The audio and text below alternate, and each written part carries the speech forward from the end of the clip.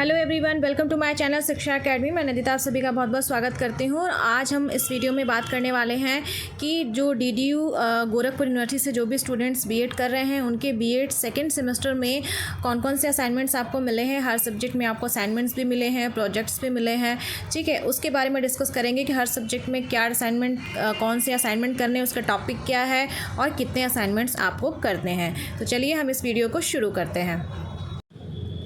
सबसे पहले हम शुरू करते हैं कि जो आपका डीडीयू बीएड जो सीबीसीएस पैटर्न पे इस बार नया इम्प्लीमेंट हुआ है, जो सेकंड ईयर जो सेकंड सेमेस्टर है, ठीक है, उसमें आपका जो सब्जेक्ट कोड है, जो आपका सब्जेक्ट कोड है EDU BED और 106, ये सब्जेक्ट है। सब्जेक्ट का नाम स्कूल मैनेजमेंट एंड लीडरशिप। इसमें आपको क्या असाइनमेंट मिला है और क्या प्रोजेक्ट मिला है। और जैसा कि यहाँ पे लिखा हुआ है स्क्रीन पे आप देख सकते हैं, टोटल मार्क्स 10+10 का है। तो आई थिंक जो आपका ये असाइनमेंट है ये 10 नंबर का है और आई थिंक ये प्रोजेक्ट ये 10 नंबर का है, ठीक है। तो चलिए पहले हम लोग असाइनमेंट को देखते हैं। असाइनमेंट में आपको 3 असाइनमेंट दिए गए, इसमें से सिर्फ आपको कितने करने हैं, 2 असाइनमेंट करने हैं, ठीक है। और अगर आप प्रोजेक्ट की बात करें तो इसमें से 2 दिया गया, उसमें से आपको सिर्फ 1 असाइनमेंट करना है, ठीक है। तो देखते हैं असाइनमेंट क्या दिया है। पहला नंबर दिया है describe the principles and functions of educational administration, ठीक है। एजुकेशनल एडमिनिस्ट्रेशन का प्रिंसिपल क्या है, फंक्शन क्या है, ये डिस्कस करना है। दूसरे में पॉइंट में दिया है discuss the concept, nature, objectives of educational planning, ये आपका दिया है। और तीसरा क्वेश्चन दिया है discuss the concept, types, qualities and principles of preparing a time table, ठीक है। तो यहाँ पे जो तीसरा क्वेश्चन है वो आपका टाइम टेबल से है, जो दूसरा क्वेश्चन है वो आपका एजुकेशनल प्लानिंग से रिलेटेड है और जो आपका पहला क्वेश्चन है एजुकेशनल एडमिनिस्ट्रेशन है, ठीक है। अब आप देखिए ये काफ़ी अच्छा, मतलब इस तरह से असाइनमेंट फ्रेम किया गया है कि अगर आप असाइनमेंट खुद से लिखते हैं, ठीक है, कॉपीड नहीं, किसी का कॉपी नहीं करना है, बुक से, बुक की हेल्प लीजिए और बुक से असाइनमेंट्स को लिखिए और उसी साथ में ऐसा असाइनमेंट लिखिए कि वो असाइनमेंट आपका प्रिपेयर हो जाए, ठीक है। आप असाइनमेंट लिखिए अपने कॉपी पे, अपने फाइल पे, और उसके बाद उस असाइनमेंट को आप एक PDF बना के अपने फ़ोन में सेव कर लीजिए। तो मैं आपको बेनिफिट्स बता रही हूँ क्या होने वाला है कि एक पॉइंट ऑफ टाइम पे मे भी हो सकता है कि एग्जामिनेशन से पहले ही बोला जाए कि भैया लास्ट डेट है, आप सारे असाइनमेंट सबमिट कर लीजिए। आपने तो असाइनमेंट सबमिट कर लीजिए लेकिन आपका एग्जाम तो हुआ नहीं, रिवीजन के टाइम पे ये असाइनमेंट्स आपको काम आएंगे। तो एक तरह से डुअल बेनिफिट है। अगर आप असाइनमेंट खुद से लिख रहे हैं तो डुअल बेनिफिट है कि आपको वो टॉपिक, अगर ये 2 टॉपिक आप लेते हैं, पहला दूसरा, तो ये 2 टॉपिक या जो भी 2 टॉपिक आप चूज़ करते हैं वो आपका खुद से सब्जेक्टिव ऑब्जेक्टिव हर फॉर्म में वो टॉपिक तैयार हो रहा है।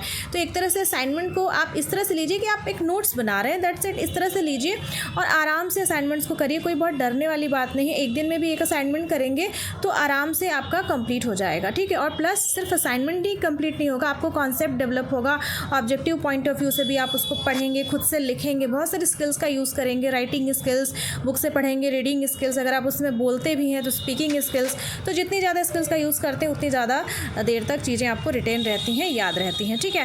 अब प्रोजेक्ट के आगे बढ़ते हैं। यहाँ पे प्रोजेक्ट जो 1 है, organise 3 types of curricular activities in your class and prepare a report with proper evidences, ठीक है। तो ये आप अपने कॉलेज में मेंटर से बात करिए कि उसमें मतलब सर हम कौन सा रखें, क्योंकि अगर को करिकुलर एक्टिविटीज़ अगर क्लास में आपको ऑर्गेनाइज करनी है तो आपको उनकी परमिशन चाहिए। फिर अगर एक्टिविटीज़ आप प्रोवाइड करते हैं क्लास में तो उसके बाद आप कैमरे से एक्टिविटी हो रही है तो उसकी एक फ़ोटो आप क्लिक करेंगे, ठीक है। उसके लिए आपको वहाँ पे होना चाहिए कि आप एक्टिविटी वहाँ पे कर रहे हैं, ठीक है। दूसरा क्वेश्चन है visit a district institute of education and training, इसको ऐसे शॉर्ट फॉर्म में बोलते हैं डायट, ठीक है, DIET, ठीक है।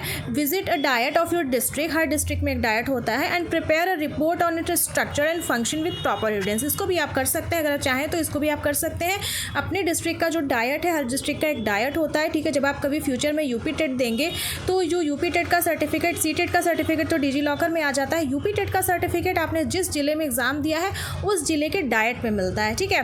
तो डाइट क्या होता है ये सब आपने सेमेस्टर 1 में पढ़ा होगा। तो वहाँ पे डाइट पे जाइए, वहाँ पे आपको ज़रूर कुछ ना कुछ चीज़ें प्रिंट के फॉर्म में वहाँ पे मिल जाएंगी कि क्या वहाँ पे स्ट्रक्चर है, किस तरह से वहाँ पे काम होता है, और वहाँ पे जो टीचर्स हैं वो भी आपको हेल्प कर देंगे कि आपको ये किस तरह से बनाना है, ठीक है।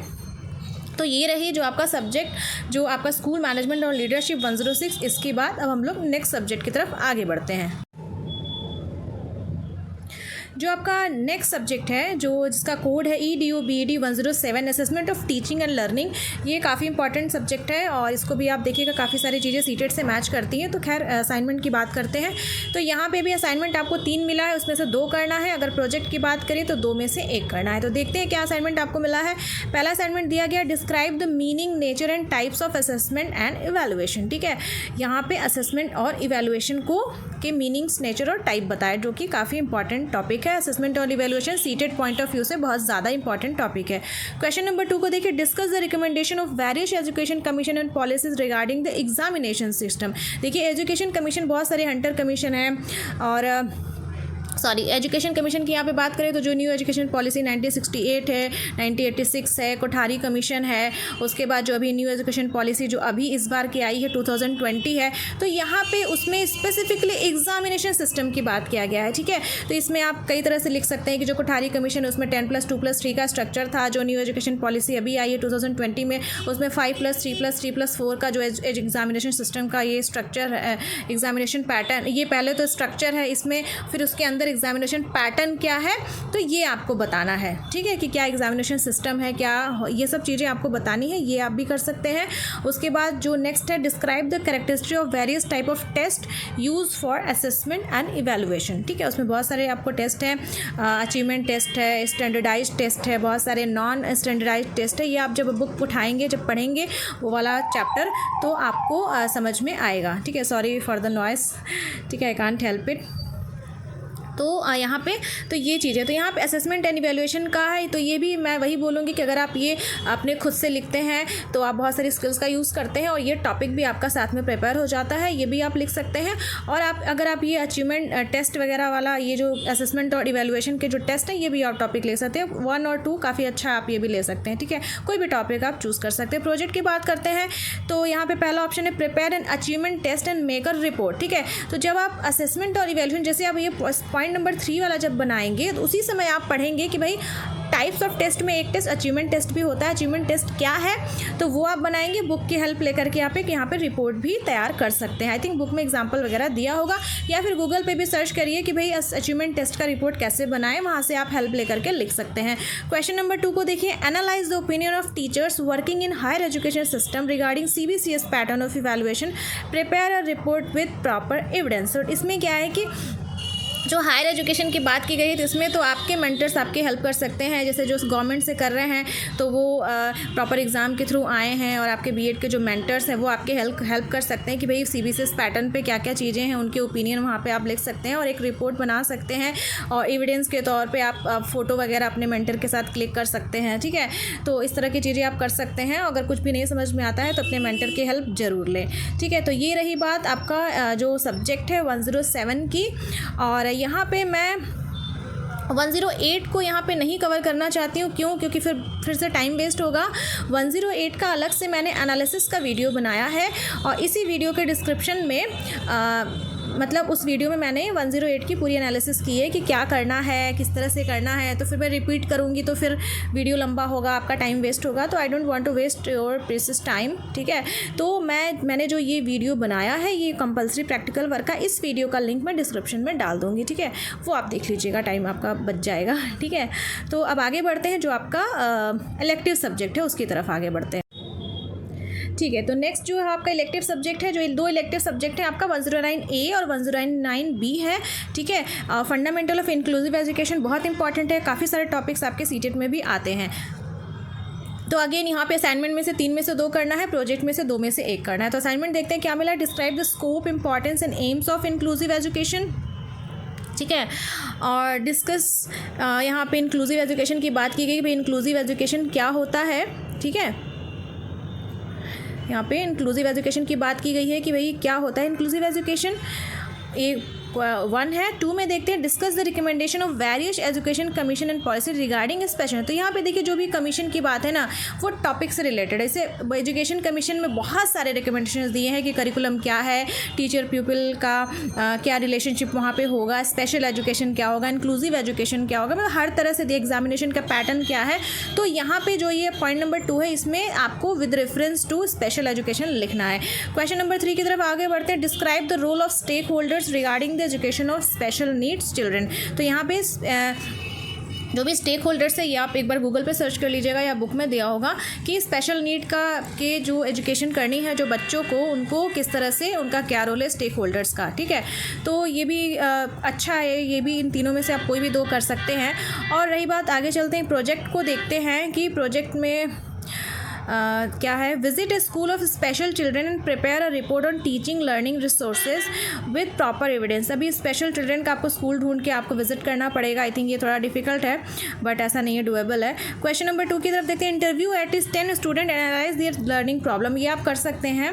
और यहाँ पे ये नहीं पूछा गया है कि वो 10 स्टूडेंट कौन है, तो आप अगर कहीं और नहीं मिलता है या कहीं अपने कोचिंग वचिंग पढ़ाते हैं वहाँ से भी 10 स्टूडेंट को ले सकते हैं, अपने क्लास के बच्चों को भी ले सकते हैं 10 स्टूडेंट को, उनकी लर्निंग प्रॉब्लम्स क्या क्या हैं, ठीक है। ये इस तरह से आप मेंटर से एक बार पूछिएगा ज़रूर, वो आपको ज़रूर इस बारे में गाइड करेंगे किस तरह से करना है। और कोशिश करिए कि सारे असाइनमेंट्स आप खुद लिखिए, ठीक है। और यहाँ पर एक मिस्टेक हो गई है कि यहाँ पर जो 109B है, जो आपका fundamentals of guidance and counselling है, इसमें कुछ मिस्टेक है। यहाँ पे कोड तो लिखा हुआ है 109B, बट आपका सब कुछ सेम है, ठीक है। यहाँ पे उस सब्जेक्ट को कर दिया गया। ये आई थिंक बाद में रिव्यू होके आ जाएगा कि आपको अगर आप 109B लेते हैं तो उसमें क्या क्या असाइनमेंट है, ठीक है। तो असाइनमेंट से घबराने वाली कोई बात नहीं है। और जो भी ये जो स्क्रीन पे आपको दिख रहा है जो PDF है, ये मेरे पास 2 PDF है। एक असाइनमेंट्स इन हिंदी, मतलब हिंदी में भी दिया हुआ है सेम चीज़, तो हिंदी मीडियम के बच्चों के लिए वो आसानी होगी। और ये इंग्लिश में दिया है। मैं इन दोनों का PDF का लिंक भी इस डिस्क्रिप्शन में डाल दूँगी, अलॉन्ग विद जो आपका कंपल्सरी पेपर है 108 प्रैक्टिकल एक्टिविटी वाला, उसका भी वीडियो मैं डाल दूँगी, ठीक है। तो आज हमने 3 इंपॉर्टेंट जो सब्जेक्ट है आपके 106, 107, 109A, उनके असाइनमेंट्स को मैंने यहाँ पे डिस्कस किया कि किस तरह से क्या क्वेश्चंस दिए गए हैं और क्या उसमें प्रोजेक्ट आपको दिए गए हैं, ठीक है। तो ये सारे प्रोजेक्ट देखिए, सबसे इंपॉर्टेंट क्या है कि आप जब खुद से करते हैं ना, तो फिर वो चीज़ें आप सीखते हैं, लर्न करते हैं। उसमें कहीं कमी भी होती है तो फिर बाद में आप उसको रेक्टिफाई करते हैं। जब आप खुद कुछ करेंगे ही नहीं तो फिर बाद में क्या होगा। तो एक तरह से ये करिए कि असाइनमेंट लिख रहे हैं, साथ में आपका वो टॉपिक प्रिपेयर हो रहा है। असाइनमेंट इस तरह से लिखिए कि लगना चाहिए कि यार वो असाइनमेंट किसी ने लिखा है। और अगर आप शेयर करना चाहते हैं तो मेरे टेलीग्राम ग्रुप में मुझे असाइनमेंट ज़रूर शेयर करिए, जिससे कि मैं गूगल ड्राइव लिंक, जो मैंने सेकंड सेमेस्टर का भी गूगल ड्राइव लिंक एक बनाया है, वहाँ पे मैं ऐड कर दूँ, तो आपके फ्यूचर में जूनियर्स की भी हेल्प होगी। या अगर किसी को असाइनमेंट लिखना नहीं आता है, किसी ने बिल्कुल भी मतलब कभी लिखा नहीं असाइनमेंट, या फर्स्ट सेमेस्टर में भी नहीं लिखा है, कॉपी किया है, तो उनको भी थोड़ी हेल्प मिले, थोड़े आइडिया मिले कि भाई कैसे लिखना है, क्या लिखना है, ठीक है। और मिलते हैं फिर नेक्स्ट वीडियो में। और साथ में और भी इंपॉर्टेंट वीडियोस आ रही हैं MCQs की। आपका subject school and management and leadership, इसका भी एक वीडियो डाला गया है। और उसके बाद अभी सेकंड है assessment of teaching and learning, उसका भी एक वीडियो डाला गया है। तो ऐसा है कि मतलब आराम से आप करिए, वीडियोस देखिए, वीकली बेसिस पे ऐसे करके पार्ट 1 पार्ट 2 करके हर सब्जेक्ट की 5-6 वीडियोज़ आपकी आएंगी। साथ में सेल्फ स्टडी करते रहिए, ठीक है। Self study is very very important. Video को, मेरे जो वीडियो बना रही हूँ उसको एक एज अ रिवीजन लीजिए कि भाई मैम करा रही हैं, रिवीजन कर लेंगे तो हमें अच्छे से वो समझ में आएगा। कॉन्सेप्ट बिल्डअप होना बहुत ज़्यादा ज़रूरी है। और अगर ये वीडियो अच्छा लगता हो तो प्लीज़ ज़्यादा से ज़्यादा लोगों तक लाइक, सब्सक्राइब, शेयर ज़रूर करिए। और बेल आइकन प्रेस करिए, क्योंकि थोड़ा सा बहुत मेहनत लगती है वीडियो बनाने में। So I think I mean ask for it कि ठीक है, आपको अच्छा लग रहा हो तो ज़रूर शेयर करिए, ठीक है। Thank you for watching. मिलते हैं फिर नेक्स्ट वीडियो में।